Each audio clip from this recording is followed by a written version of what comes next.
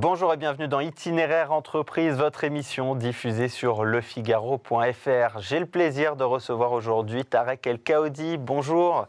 Bonjour Eliott. Merci d'être avec nous. Vous êtes président et cofondateur de l'ONG Life, ONG qui agit aujourd'hui dans 25 pays à travers le monde pour venir en aide aux populations locales. Une ONG qui a une aventure assez incroyable, démarré en 2009 dans un local du côté de Saint-Denis. Aujourd'hui, donc, on l'a dit, dans 25 pays. Quels sont les champs d'action sur lesquels vous agissez au quotidien? Eh bien, aujourd'hui, Life a 4 champs d'action. Le premier, c'est l'eau et l'assainissement potable au travers de la foration de puits, de châteaux d'eau. Ça permet aux villageois et aux personnes, en tout cas cibles, d'avoir l'accès à l'eau potable et également de permettre aux enfants de retourner sur le chemin de l'école. Le deuxième volet, c'est la sécurité alimentaire, où on intervient également dans ces villages pour pouvoir permettre, en période de soudure par exemple, période de sécheresse, de leur apporter un appui. Mais également, cette sécurité alimentaire intervient sur les zones de zones de réfugiés de guerre climatiques auxquelles on distribue des colis alimentaires pour qu'ils puissent, en tout cas, se nourrir d'une manière convenable. Le troisième volet, c'est la reforestation, au travers de la reforestation, par exemple, de la mangrove en Indonésie, afin de lutter contre le réchauffement climatique, etc. Et enfin, l'approche éducative avec un appui, en tout cas, aux enfants dans certains villages, où on a mis en place des cantines scolaires qui permettent aux enfants de retourner sur le banc de l'école, d'augmenter les résultats à la fin de l'année, et également augmentation et hausse de la fréquentation, en tout cas des enfants à l'école, qui est un projet vraiment qui aujourd'hui a porté ses fruits. Tous ces projets-là que je vous ai décrits s'intègrent dans une approche intégrée.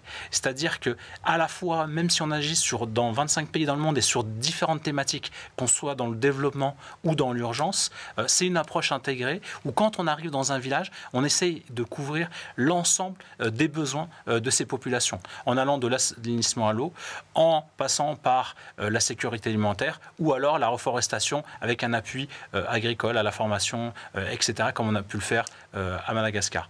Et enfin, avec l'éducation.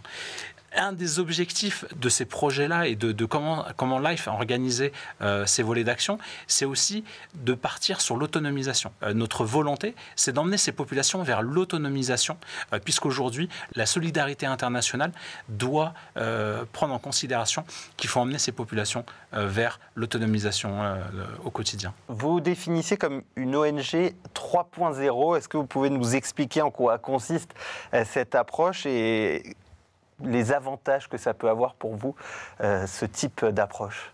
Écoutez, nous, on est une ONG qui a vu sa naissance en 2009 et les talents qui ont participé, en tout cas, à cette petite association de quartier qui est aujourd'hui une ONG internationale, on est tous issus du milieu entrepreneurial ou du milieu corporate.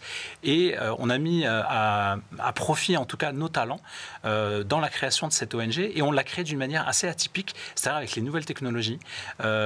Et en l'occurrence, aujourd'hui, bien, on se définit comme ONG 3.0 puisque l'essentiel de l'équipe de Life est en remote, ça veut dire travail à distance en télétravail. Donc ça nous permet de faire des économies énormes sur... on n'a pas de locaux proprement dit, mais tout le monde travaille dans le cloud. Également, sur nos actions, on a des actions qui nous permettent d'être sur une ONG 3.0. L'exemple du puits connecté, où nous avons installé notre premier capteur d'eau au Bénin, il y a de ça quelques mois, qui permet de calculer, de voir le débit d'eau de ce château d'eau en temps réel depuis le Bénin. Vous êtes d'ailleurs très actif sur les réseaux sociaux, très suivi aussi. Vous avez réussi à mobiliser notamment la jeunesse, il me semble, à travers des influenceurs qui vous suivent. Est-ce que vous pouvez nous en dire un peu plus ?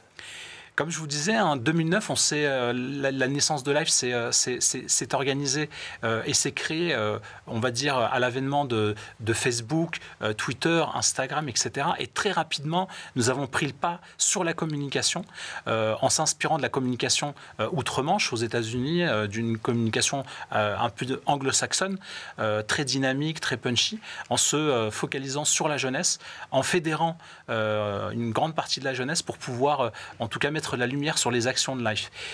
Au départ, c'est les réseaux sociaux, on a fait du fundraising de rue, c'est-à-dire la collecte de fonds dans les rues, et très rapidement, avec l'avènement des réseaux sociaux, eh bien, les collectes que les ONG habituellement faisaient au travers du téléphone, du publipostage, etc.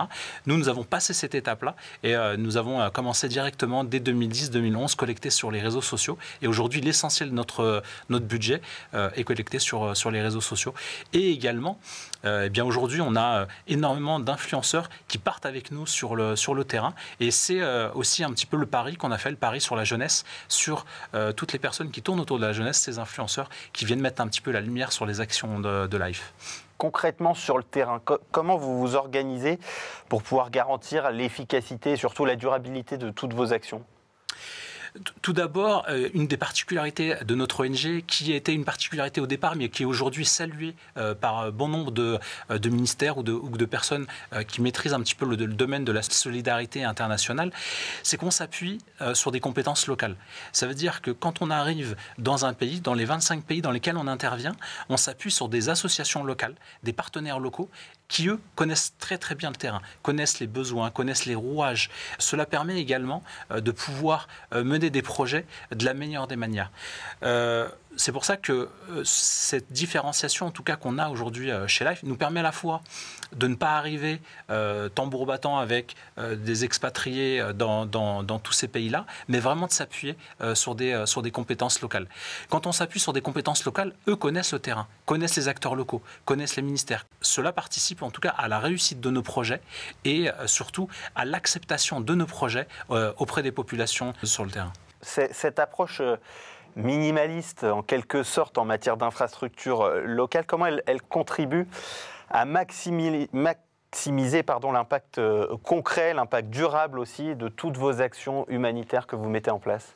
Eh bien, grâce à tout ce que j'ai décrit depuis le départ, c'est-à-dire le fait d'être en remote, le fait de s'appuyer sur des acteurs locaux, eh bien, quand on fait un don chez Life, la majeure partie du don est consacrée à aller sur le terrain et il n'est pas perdu en fait dans, on va dire, des locaux, des 4x4 qui peuvent être achetés sur le terrain, etc. Puisqu'on s'appuie sur des acteurs locaux avec lesquels on arrive à mener tous nos projets. Vous agissez aussi dans le cadre de missions d'urgence, on pense à des séismes, à des catastrophes naturelles évidemment. Comment vous mettez en place, quelles priorités vous mettez en place pour intervenir surtout le plus rapidement possible sur ces missions d'urgence ?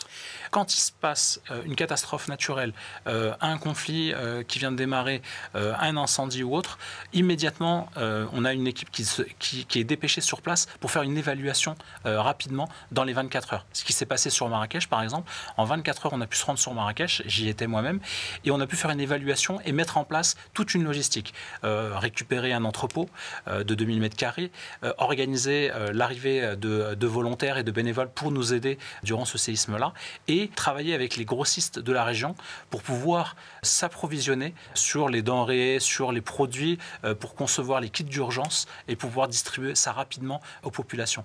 Et pour ça, il faut avoir une certaine agilité, une connaissance du terrain et surtout une maîtrise de ce genre de situation pour être le plus efficace possible, puisque quand on arrive lors d'une catastrophe, on va dire que c'est un contre-la-montre qui s'opère pour pouvoir préserver la vie humaine. Dans vos différentes missions, vous pouvez bien sûr compter sur un soutien, c'est celui de tous vos donateurs aujourd'hui, environ 180 000 donateurs il me semble, et vous les appelez les Life Changers, c'est grâce à eux aujourd'hui que vous pouvez mettre en place ces actions concrètes.